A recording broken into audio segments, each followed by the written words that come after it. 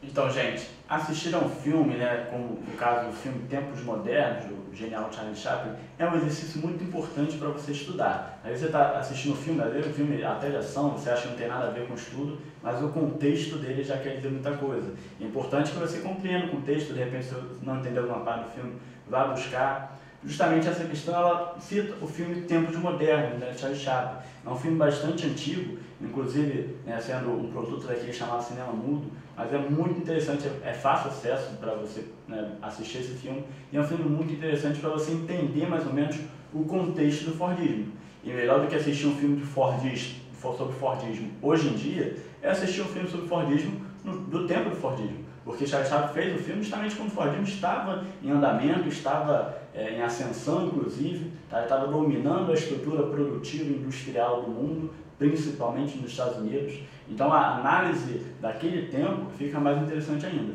O Fordismo, vamos lembrar, é uma parte daquela chamada segunda Revolução Industrial. Tá? Nunca confundam o Fordismo com o Taylorismo. O Taylorismo é uma espécie de engenharia de produção, a organização do espaço interno da fábrica, correto? O Fordismo, ele, inclusive, pegou ideias do Taylor e se apropriou, colocou dentro da sua estrutura produtiva. Então, o Fordismo é um pouco mais amplo do que o Taylorismo, não é? Então, o Fordismo, além de utilizar as ideias do Taylor, ele vai aplicar a produção em massa para um consumo em massa. Ele percebeu que a produção dele era muito mais eficiente com as ideias de Taylor, ele produzia muito, mas para que o produto dele não perdesse o valor final, ele precisava vender em grande quantidade. Então o produto ele não poderia ficar parado no estoque, perdendo valor. Ele tinha que ser produzido e imediatamente ser vendido. Tá? Então só funcionava dessa forma. Para ter um consumo em massa, os trabalhadores também deveriam ser os consumidores. O trabalhador não era somente o proletário que estava fazendo o produto, mas ele também deveria ser parte do consumidor, porque isso ajudaria nesse consumo em massa. Então, uma expansão do crédito, uma melhoria sim dos pagamentos, participação em lucro, por que não, em algumas empresas, tá? Tudo isso para incentivar, além de incentivar o trabalho do proletariado dentro da fábrica, você incentiva o consumo dele. Você, inclusive, aumenta também as horas de lazer, reduz a jornada de trabalho, né? Você aumenta as horas de lazer, você aumenta o tempo que aquele cara vai ter para consumir também. Tá? Então, se ele trabalha menos, ele tem mais tempo de lazer, ele automaticamente consome mais. Essas sacadas, essas implementações do Ford, do Henry Ford, foram essenciais para caracterizar aquilo que a gente chama hoje em dia como Fordismo. Beleza? Vamos à questão. Fordismo é um termo que se generalizou a partir da concepção do italiano Anthony Gramsci, que utilizou para caracterizar o sistema de produção e gestão empregado por Henry Ford em sua fábrica, Ford Motor Company, em Highland Park, Detroit, United States, né? Em 1903. O método fordista de organização do trabalho produziu um surpreendente crescimento da produtividade, garantindo assim produção em larga escala para consumo em massa. O papel desempenhado pelo Fordismo enquanto sistema produtivo despertou, por exemplo, a atenção de Charlie Chaplin, que o retratou com ironia no filme Tempos Modernos. A cenário alternativa que apresenta características desse método de gestão e de organização técnica da produção de mercadorias. Ele ainda salientou na questão que realmente uma figura comum nos filmes de Charlie Chaplin era a ironia, o sarcasmo, né? Então, inclusive, o Charlie Chaplin ironizou como esse Fordismo aplicado na sociedade acabava se tornando um vínculo, fazendo um vínculo com a própria sociedade, como isso também afetou a vida do trabalhador. Inclusive tem uma cena que é muito famosa, que ele, depois de ficar o dia inteiro fazendo a mesma tarefa, aquela função especializada do trabalhador, ele vai e continua sai da fábrica fazendo exatamente a mesma função que ele está fazendo na fábrica. Ele ficava o dia inteiro fazendo aquela função, quando ele sai, ele continua fazendo aquilo. É a função especializada. Vamos às alternativas. Letra A. Unidade entre concepção e execução, instaurando um trabalho de conteúdo enriquecido que preserva, assim, as qualificações dos trabalhadores.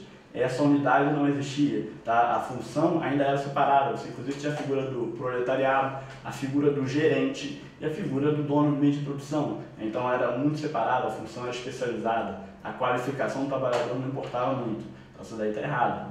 Letra B. Substituição do trabalho fragmentado e simplificado, típico da Revolução Industrial, né, como na segunda Revolução Industrial, pelas ilhas de produção, onde o trabalho é realizado em equipes. também está errado. Essa é a característica típica da terceira revolução industrial, essa que estamos vivendo atualmente, né? Aquele trabalho fragmentado, equipes, times fazendo diversas funções e utilizando a criatividade justamente também. Então essa letra B está aí, é furada. Letra C, supressão progressiva no trabalhador taylorizado, que é aquele especializado, fazendo uma função só. E, consequentemente, combate ao trabalho desqualificado, restituindo-se em seu lugar o trabalhador polivalente, aquele mais qualificado. Não, também mais uma característica da terceira revolução industrial. Tá? Nessa época aqui a qualificação não era interessante. Era melhor um trabalhador que eu soubesse obedecer ordens e soubesse ficar o dia inteiro fazendo a mesma função, fosse especializado naquilo. Letra D, controle dos tempos e movimentos do trabalho, com a introdução da esteira rolante e de salários mais elevados em relação à média paga nas demais empresas. Exatamente. Lembra que eu falei que eficiência se torna muito importante? Ou seja, para você ser eficiente, você precisa produzir mais em menor tempo. O relógio se torna uma figura essencial dentro das fábricas. A produção é contabilizada, inclusive, nos seus segundos, né, nos seus décimos de segundo. Então, o tempo é muito importante, o controle dos movimentos por tempo também, para você controlar a eficiência. E é justamente isso que aconteceu durante o Fordismo. A esteira facilitava isso aí. O trabalhador não precisava mais ir até o produto ia até o trabalhador. Então, a eficiência aumentava dessa forma, letra D é certinha, mas vamos lá. É redução das distâncias hierárquicas no interior da empresa, como forma de estimular o trabalho em grupos, resultando em menos defeitos de fabricação e maior produção de gêneros textuais, como contos, lendas, romances, poesia. Nossa, ele começou a viajar muito nessa alternativa, tá? Realmente não é essa aí. A hierarquia dentro da fábrica, muito pelo contrário, ela existia ainda, era muito forte.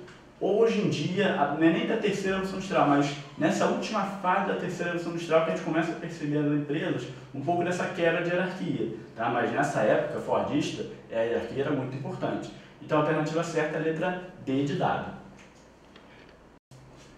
Então, na história do capitalismo, diversas crises também ocorreram para fornecer obstáculos, fornecer reflexões acerca desse processo. Uma das mais importantes delas foi a crise de 29, que foi a Grande Depressão que ocorreu logo depois.